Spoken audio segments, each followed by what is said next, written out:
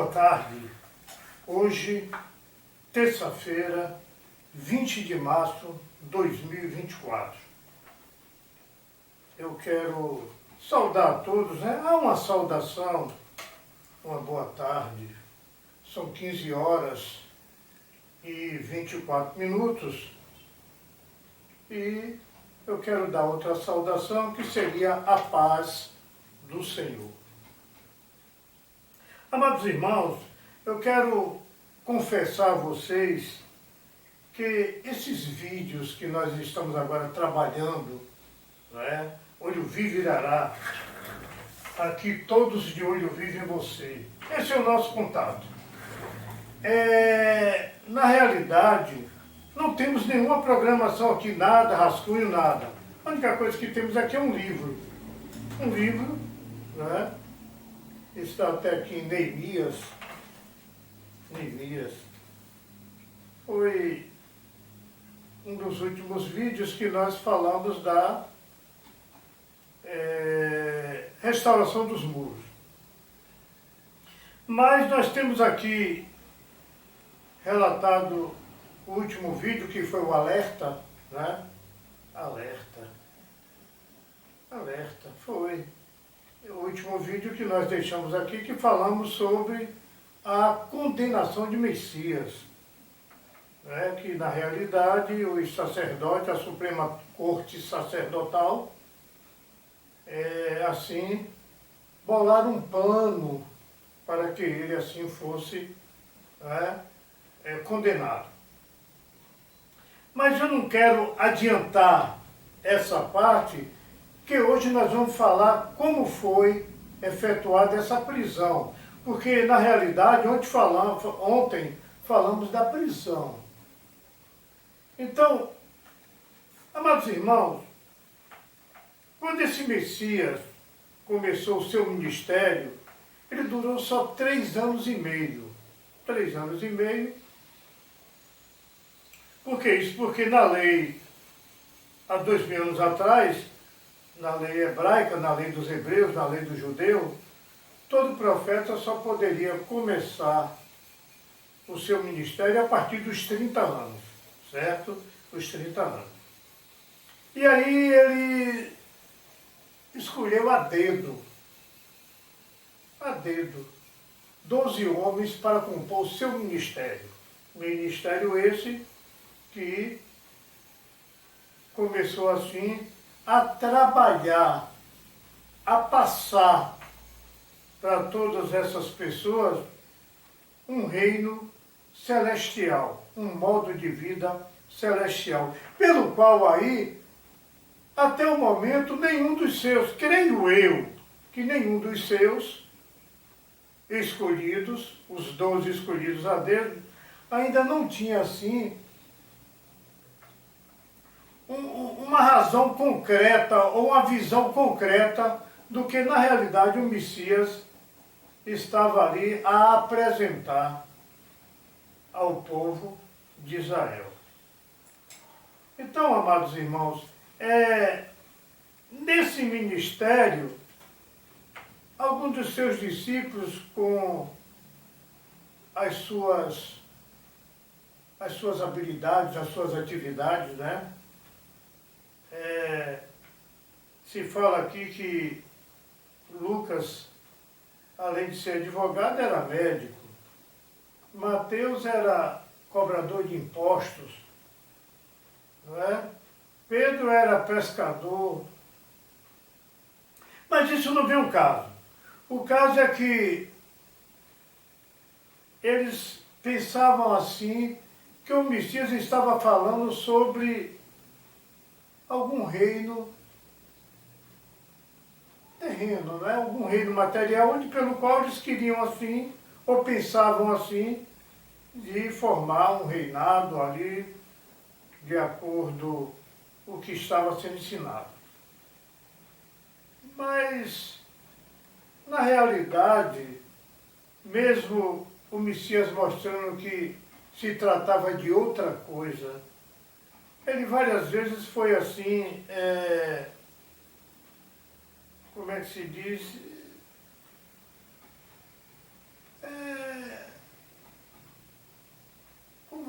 libertado não, eu digo que meu Senhor é abordado por alguns dos seus supremos, né, dos seus sacerdotes na época, perguntaram e sempre perguntavam, ele era abordado, o que é que ele veio fazer? Ele falou que veio libertar o povo, libertar o meu povo.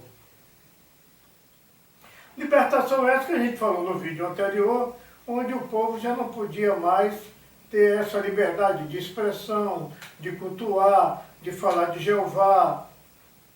Né? Já estava tendo pessoas, né, assim, apedrejadas.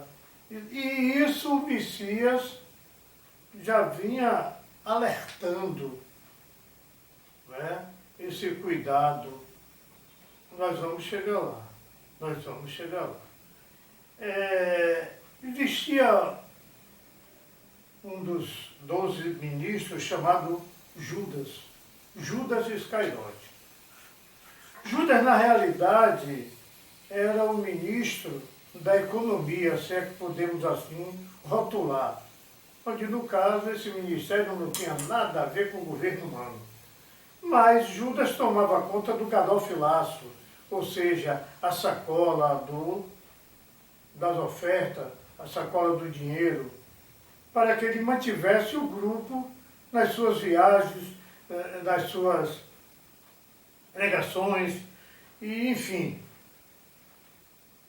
Só que esse Messias ele estava ganhando uma grande popularidade pela sua maneira de mostrar um modo de vida que funcionava sob qualquer condição e que não feria os mandamentos de Moisés, que foram os 10 mandamentos.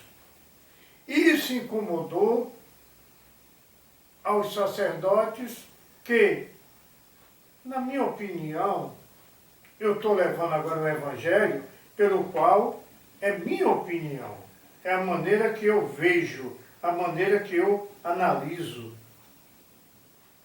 Na minha opinião, isso levava aos homens da lei, aos escribas, os fariseus, a Suprema Corte Sacerdotal, a ter exatamente esse ciúme que levou ódio no coração deles.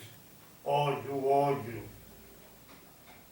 E esse ódio fez com que começasse aí os crimes entre povo com o seu próprio povo. A exemplo disso, Estevão, que foi apedrejado até a morte, onde ele pediu ao Pai que perdoasse o pecado. Perdoa, Senhor, que eles não sabem o que fazem. Assim também falou Jesus na hora de sua morte.